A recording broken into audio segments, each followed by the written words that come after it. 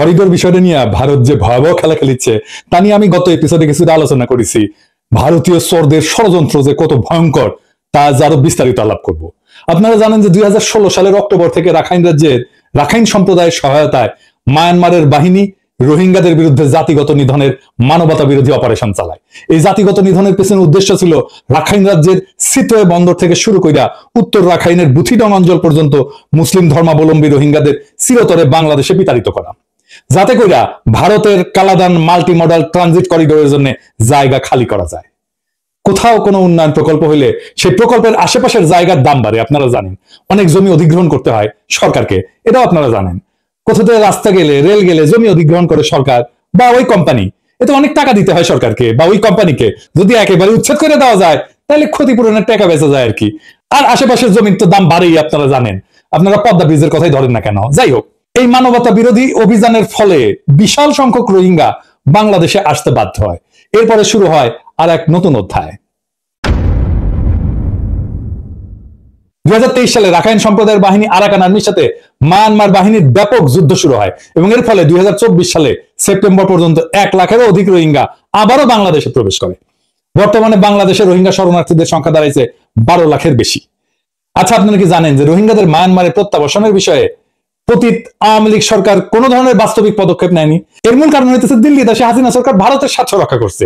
রোহিঙ্গারা ফিরে না আসুক, এটাই তো ইন্ডিয়া চায়। কারণ রোহিঙ্গাদের তারা যে কালাদান প্রজেক্ট করতেছে সেইখানে তো রোহিঙ্গাদের জমির উপরে এসে স্থাপনা করেছে। রোহিঙ্গারা ফিরে গেলে সে করবেটা কি? তার প্রজেক্টের জায়গা তো ছেড়ে দিতে হবে। 2017 সালে খুনি হাসিনার সরকার মায়ানমারের সাথে একটা লোক দেখানো চুক্তি করে, যা ছিল বাংলাদেশের স্বার্থ বিরোধী। ওই চুক্তি আলোচনার টেবিলে মায়ানমারে ওই সময় নিযুক্ত বাংলাদেশের রাষ্ট্রদূত তদানীন্তন পররাষ্ট্রমন্ত্রী মাহমুদ আলীকে উদ্দেশ্য করে বলছিল যে আপনি মন্ত্রী হইতে পারেন, কিন্তু রাষ্ট্রদূত হিসেবে আমি প্লেনিপটেনশিয়ারি। দেশের স্বার্থ বিরোধী কোন ধারা থাকলে সেই চুক্তিতে স্বাক্ষর করতে দেব না, স্বাক্ষর করতে দেয়নি। এরপর কিছুটা ঘষা মাজা করলেও চুক্তির দুর্বলতা কাটানো যায়নি। এতে বাংলাদেশের শরণার্থী হিসেবে অবস্থানরত রোহিঙ্গাদের কারা কারা মায়ানমার থেকে আসছে তার ভেরিফিকেশন মায়ানমার সরকারের হাতেই ন্যস্ত হয়। এই চুক্তি স্বাক্ষরের পর হাসিনা সরকার কয়েক দফায় 8 লক্ষ রোহিঙ্গাদের একটা তালিকা মায়ানমার সরকারকে ভেরিফিকেশনের জন্য দেয়। কিন্তু চুক্তিটা সম্পাদনের পরে দীর্ঘ 7 বছর ধরে হাসিনা সরকার একজন রোহিঙ্গার ভেরিফিকেশনও আদায় করতে পারে নাই। আগে বলছি, হাসিনা সরকার রোহিঙ্গাদের মায়ানমারে প্রত্যাবাসনের বিষয়ে কোনো দৃশ্যমান প্রচেষ্টা গ্রহণ করেনি, করবেও না। শেখ রেহানা তার বোন হাসিনার উদ্দেশ্যে নাকি বলেছিল যে সে নাকি 16 কোটি বাংলাদেশিদের খাওয়াইতেছে, ভাত খাওয়াইতেছে। সুতরাং কয়েক লাখ রোহিঙ্গাদের খাওয়ানোটা তার জন্য কোনো ব্যাপারই না। শুনেন, বিশেষ আমার ছোট বোন ও আমাকে বললো যে তুমি 16 কোটি মানুষকে ভাত খাওয়াও, তুমি কি আর কয়েক লক্ষ লোকের খাওয়া দিতে পারবে না? আর কয়েক লক্ষ লোকের খাবার দিতে পারবে না? এটা আমার ছোট বোন রেহানা ওরই কথা। হাসিনার এই বাগাড়ম্বরের ফলে আন্তর্জাতিক মহলে ধারণা হয় যে রোহিঙ্গারা আর ফিরে যাবে না এবং রোহিঙ্গাদের বাংলাদেশে থাকার ব্যাপারে বাংলাদেশ সরকারের কোনো আপত্তি নাই, তারা থেকে যাবে বাংলাদেশে। প্রত্যাবাসনের বিষয়ে হাসিনা সরকারের এই ভূমিকায় আন্তর্জাতিক এজেন্ডায় রোহিঙ্গা ইস্যুটা ঝরে পড়তে থাকে। বাংলাদেশে এ নিয়ে আলোচনা প্রায় বিলীন হয়ে আসে। বিষয়টা দেশে বিদেশে প্রায় মৃত অবস্থায় চলে যায়। ইতিমধ্যে রোহিঙ্গা শরণার্থী শিবিরকে কেন্দ্র করে গড়ে ওঠে আর এক ভয়ঙ্কর খেলা। কি সেই খেলা? গড়ে ওঠে এক বিশাল ইয়াবা চোরাচালান বাণিজ্য। অনেকের ধারণা এই বাণিজ্য থেকে প্রত্যেক বছরে মোট উপার্জন হয় 500 মিলিয়ন মার্কিন ডলার। এই বাণিজ্যে ঢুকে পড়ে আওয়ামী দুর্বৃত্তরা। এর ফলে দেশের যুব সম্প্রদায়ের একটা উল্লেখযোগ্য অংশ মাদকাসক্ত হয়ে পড়ে। ইয়াবা সাম্রাজ্যের নেতা হিসেবে উঠে আসে কক্সবাজারের এমপি ইয়াবা বদির নাম। শোনা যায় ওবায়দুল কাদেরের গাড়িতে ইয়াবা পাঠাইতো বদি, যেন পুলিশ না ধরে আর কি। শুনেন, এটা একটা রিপোর্ট হয়েছে আমার দেশে। এদিকে বদির মূল মদতদাতা ছিলেন ওবায়দুল কাদের। ক্ষমতায় থাকতে 2 মাসে একবার বিভিন্ন প্রোগ্রামের অজুহাতে কক্সবাজারে যেতেন তিনি। অনির্ধারিত সফরে তিনি চলে যেতেন টেকনাফেও, উঠতেন বদির ডেরায়। কক্সবাজার সফরের সময় সড়ক পথকেই বেছে নিতেন তিনি। যে কটি গাড়ি নিয়ে তিনি কক্সবাজারে যেতেন, ফেরার সময় তার বহরে আরো 4-5টি গাড়ি বেশি যুক্ত হতো। এসব গাড়িতে বদির ইয়াবার চালান নিরাপদে ঢাকায় নেওয়া হতো। ওবায়দুল কাদের প্রায় কিন্তু যাইতো ওইদিকে গাড়ি নিয়ে। ইয়াবা বাণিজ্যের টাকা ভাগ শেখ হাসিনার হাত পর্যন্ত পৌঁছাইতো। একদিন ভোরে উঠে আমরা হঠাৎ করে আবিষ্কার করি ইয়াবা সাম্রাজ্যের পুলিশের প্রদীপ আর লিয়াকতের হাতে খুন হয় মেজর সিনহা। সুতরাং বুঝতেই পারতেছেন, হাসিনা ক্ষমতায় থাকলে রোহিঙ্গারা মায়ানমারে তাদের বাপদাদার ভিটায় আর কোনোদিন ফিরে যেতে পারত না। ডক্টর ইউনূসের অন্তর্বর্তীকালীন সরকার প্রতিষ্ঠিত হওয়ার পর গত 9 মাসে রোহিঙ্গা সংক্রান্ত কার্যক্রমে মৌলিক পরিবর্তন হয়েছে। আপনারাও সেটা লক্ষ্য করছেন। কি সেটা? 3টা গুরুত্বপূর্ণ পরিবর্তন হয়েছে। প্রথমত, দায়িত্ব গ্রহণের পরপরই গত সেপ্টেম্বরে জাতিসংঘ সাধারণ অধিবেশনে রোহিঙ্গা প্রসঙ্গটি তুলে আনেন ডক্টর ইউনূস এবং বিশ্ব সম্প্রদায়কে রোহিঙ্গা বিষয়ে একটা আন্তর্জাতিক সম্মেলন আয়োজন করার আহ্বান জানান। জাতিসংঘ এতে তাৎক্ষণিকভাবে সাড়া দেন জাতিসংঘের সকল সদস্য সর্বসম্মতিক্রমে এই বিষয়ে একটা উচ্চ পর্যায়ের আন্তর্জাতিক সম্মেলন আয়োজনের সিদ্ধান্ত নেয়। একটা জাতিগোষ্ঠীর বিষয়ে পূর্ণাঙ্গ জাতিসংঘ সম্মেলনের সিদ্ধান্ত অত্যন্ত বিরল একটা ঘটনা। প্রেসিডেন্টের এই একটা পদক্ষেপের কারণে গণখুনি হাসিনার হাতে চরমভাবে অবহেলিত রোহিঙ্গা ইস্যুটা এভাবেই আন্তর্জাতিক এজেন্ডার একেবারে শীর্ষ একটা স্থানে উঠে আসে। দ্বিতীয়ত যে বিষয়টা হলো, একই সাথে অন্তর্বর্তীকালীন সরকার রোহিঙ্গা সমস্যার প্রকৃত সমাধান যে রোহিঙ্গাদের মায়ানমারে প্রত্যাবর্ষণ বা রিপাট্রিয়েশন সে সম্পর্কে আন্তর্জাতিক ঐক্যমত গঠনেও সক্ষম হয়। এর একটা বড় নিদর্শন ছিল গত মার্চে জাতিসংঘ মহাসচিবের পরিষ্কার উচ্চারণ যে প্রত্যাবর্ষণই রোহিঙ্গা সমস্যার একমাত্র সমাধান। তৃতীয় যে বিষয়টা হলো, প্রত্যাবর্ষণ যাতে বাস্তবায়িত হয় তার প্রাথমিক পদক্ষেপটাও অন্তর্বর্তীকালীন সরকার গ্রহণ করতে সক্ষম হয়েছে। গত এপ্রিল মাসে ব্যাংককে বিমস্টেক সম্মেলনের সাইডলাইনে মায়ানমার সরকার সর্বপ্রথম 1,80,000 রোহিঙ্গাদের প্রত্যাবর্ষণের যোগ্য বলে ক্লিয়ারেন্স দিছে। মায়ানমারের পররাষ্ট্রমন্ত্রী এবং বাংলাদেশের রোহিঙ্গা বিষয়ক হাই রিপ্রেজেন্টেটিভ যৌথভাবে ক্লিয়ারেন্সের সিদ্ধান্তটি জানান। একই সাথে বাকি রোহিঙ্গাদের ক্লিয়ারেন্স প্রক্রিয়াতে ত্বরান্বিত করার প্রতিশ্রুতি দিল মায়ানমার। এটা ছিল একটা অসাধারণ অর্জন। এর আগে পর্যন্ত প্রত্যাবর্ষণ ছিল একটা থিওরিটিক্যাল ব্যাপার, কাগজে কলমে। এই প্রথম একটা বাস্তব সংখ্যা আদায় করতে পারলো বাংলাদেশ, যাদেরকে মায়ানমার নিতে রাজি হইল। কেউ কেউ প্রশ্ন তুলছে, মায়ানমারের এই 1,80,000 রোহিঙ্গার ক্লিয়ারেন্স দিলেও তারা কি ফেরত যেতে পারবে? পারবে না, কারণ রাখাইন রাজ্যের 90% এখন আরাকান আর্মির অধীনে, এখন সেখানে যুদ্ধ চলতেছে। কিন্তু বিষয়টা কি একটু বুঝে দেখি। কথা সত্য, তারা এখন ফিরে যেতে পারবে না। আরাকান আর্মি রোহিঙ্গা অধ্যুষিত অঞ্চলগুলো তাদের নিয়ন্ত্রণে রাখলেও এটা আমাদের মনে রাখতে হবে যে একটা সাকসেসর অ্যাডমিনিস্ট্রেশন হিসেবে বাংলাদেশ মায়ানমারের মধ্যেকার 2017 সালের চুক্তি মানতেও তারা বাধ্য। আন্তর্জাতিক আইন তাই বলে। আরাকান আর্মিও সেটা জানে।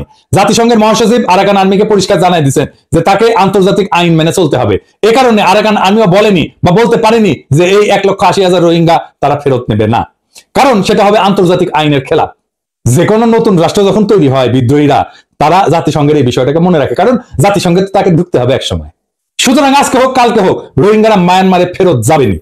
রোহিঙ্গাদের মায়ানমারে প্রত্যাবর্ষণের দরজাটা এমন ভাবে খুলে যাবে সেটা কালাদান মাল্টিমোডাল ট্রানজিট প্রকল্পের নির্মাণকারী ভারত আগে থেকে ধারণা করতে পারেনি। ওদের মাথায় বাজ ভেঙে পড়লো। কালাদান প্রজেক্টের নিরাপত্তা বিধান করার জন্য এর আশেপাশে মুসলিমদের বসতি যাতে না থাকতে পারে সেই লক্ষ্যেই জাতিগত নিধনের আয়োজন করে বাংলাদেশে ঢুকায় দেওয়া হয়েছিল 12 লাখ রোহিঙ্গাকে। তারা আবার ফিরে আসবে সেটা ভারতের পক্ষে কিছুতেই মেনে নেওয়া সম্ভব না।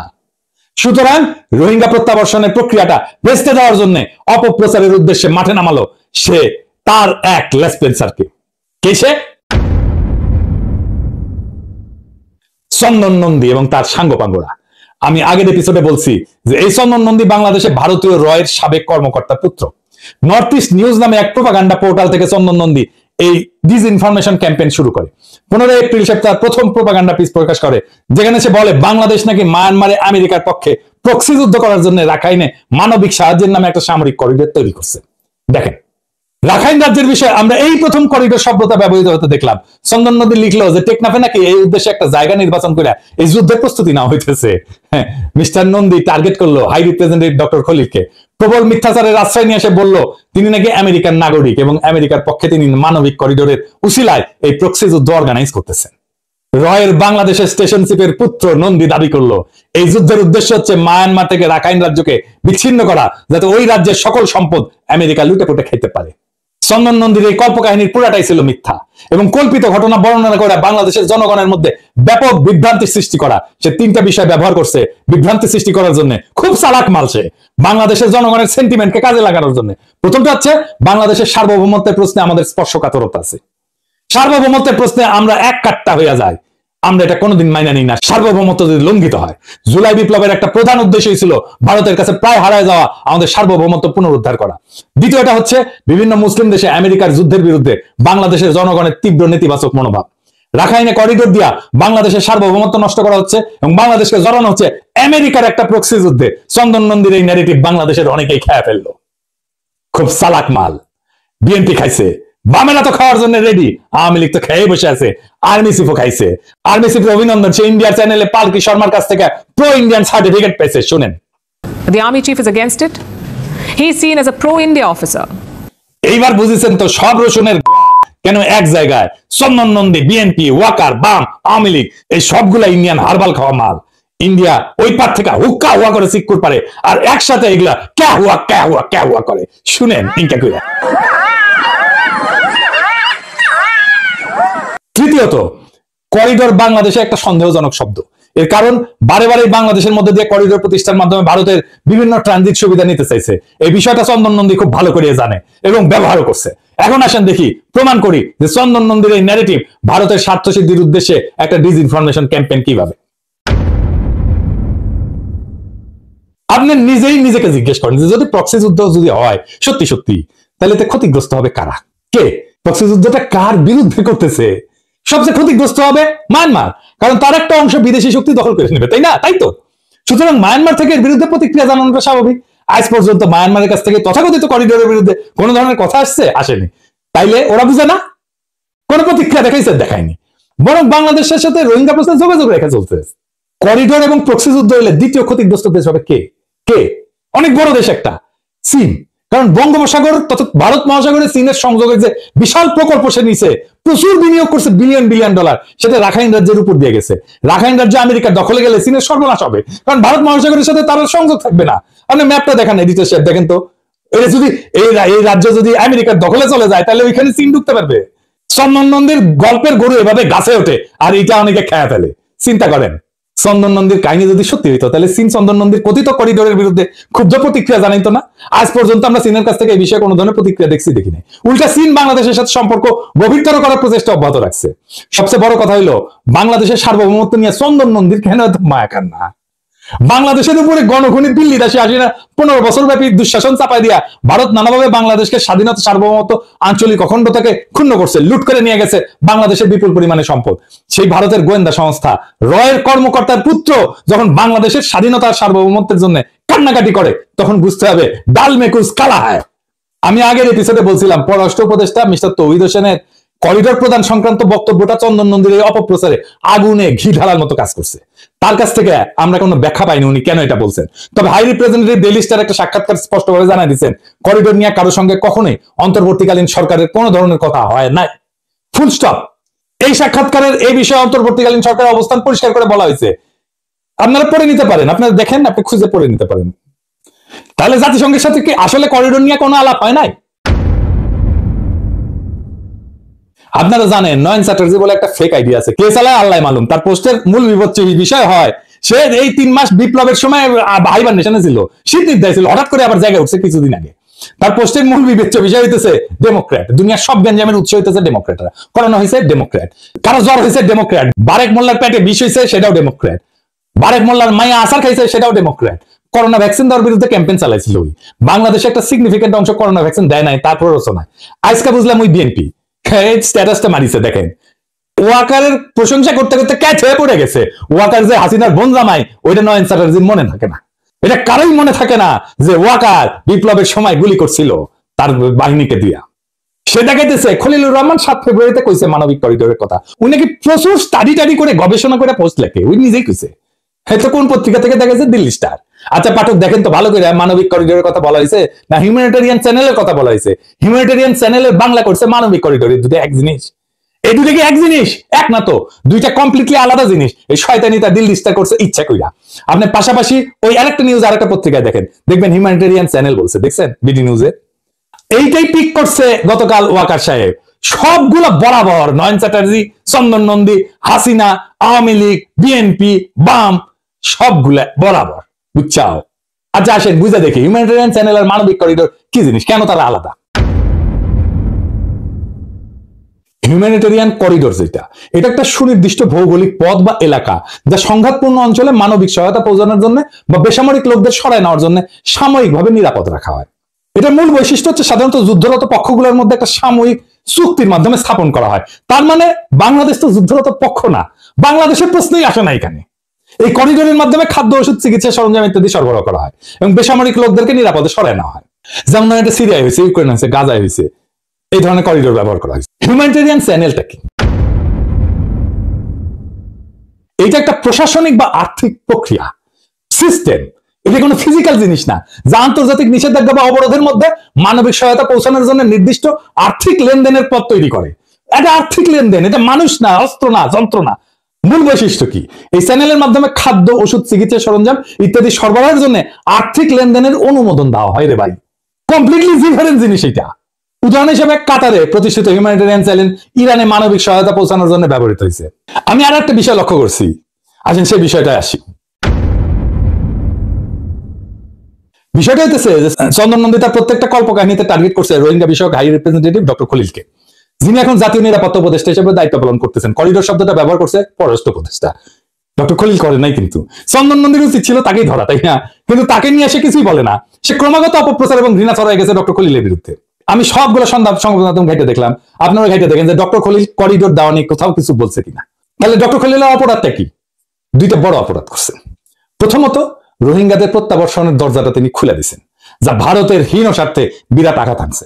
দ্বিতীয়ত, তিনি সুস্পষ্টভাবে বলছেন যে আমরা একটা স্বাধীন সার্বভৌম রাষ্ট্র, আমাদের জাতীয় প্রয়োজনে যার সাথে ইচ্ছা কথা বলবো, কে কি বললো তাতে আসে যায় না, আমরা একটা স্বাধীন পররাষ্ট্রনীতি বাস্তবায়ন করতেছি। এই কথা কি চন্দন নন্দীরা সহ্য করতে পারে না। সুতরাং আপনারা নিজেরাই বুঝে নেবেন ওরা কেন ক্রমাগত নিশানা করে তীর ছুটতেছে। আমি লিস্ট করে রাখছি কারা কারা চন্দন নন্দীর এই অপপ্রচারে সামিল হয়েছে। এরা সকলেই বাংলাদেশের শত্রু, রয়ের বিষ্ঠাভোগী চর।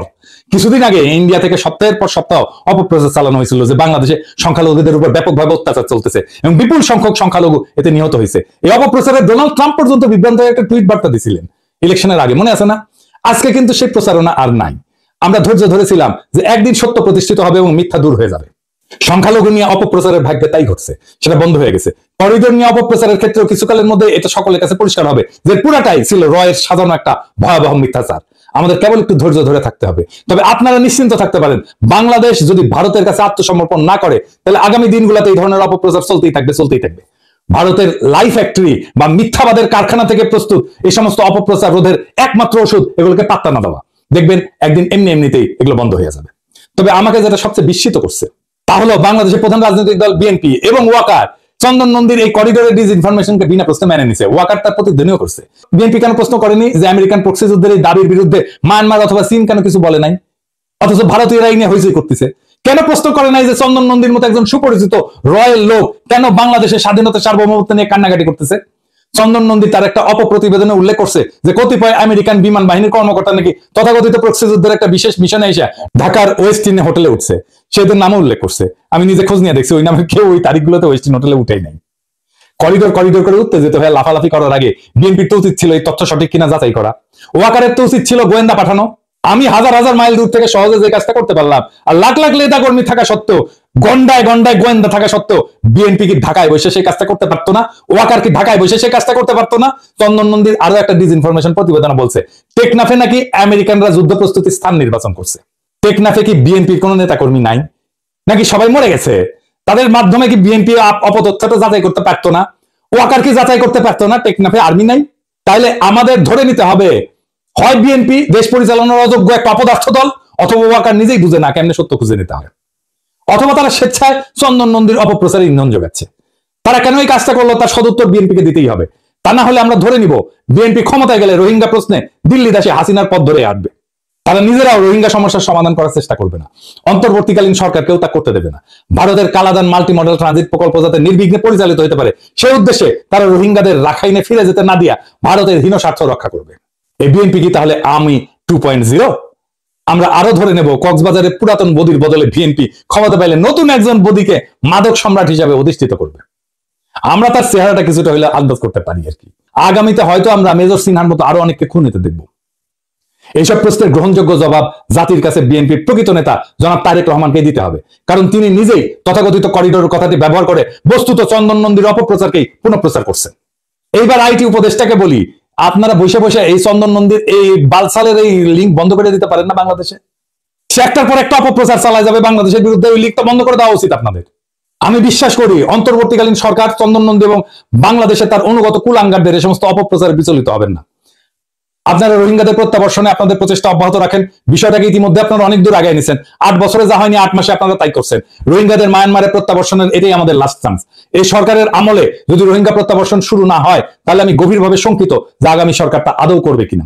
আমাদের সবাইকে মনে রাখতে হবে রোহিঙ্গাদের যদি আরাকানে ফিরায় নেওয়া না যায় তাহলে বাংলাদেশ রাষ্ট্রবিহীন বিভিন্ন জনগোষ্ঠীর একটা ডাম্পিং গ্রাউন্ডে পরিণত হবে। দেখতেছেন না ইন্ডিয়া পুশিং করতেছে, আগামীতে আরো দেখবেন অবৈধ বাংলাদেশে তকমা দিয়া ভারত থেকে বিপুল পরিমাণে মুসলমানকে বাংলাদেশে বিতাড়িত করা হচ্ছে। এই মুহূর্তে অবৈধ বাংলাদেশে অবৈধ করে ভারতীয় লোকজনদেরকে পুশিং করে ভারত সেই ইঙ্গিতে আমাদেরকে দিচ্ছে। এটাই হচ্ছে বাংলাদেশের বিরুদ্ধে ভারতের চূড়ান্ত লক্ষ্য। চন্দন নন্দী আর তার ভারতীয় দেশীয় অনুচরেরা এই লক্ষ্যকে আগায় নেওয়ার জন্য বাংলাদেশের বিরুদ্ধে নিরন্তর কুৎসিত অপপ্রচারে লিপ্ত হয়েছে। আমরা কোটি কোটি প্রাণ কোরবানি দেওয়া হইলেও তাদের কোনোভাবেই জিততে দেব না। ইনকিলাব জিন্দাবাদ।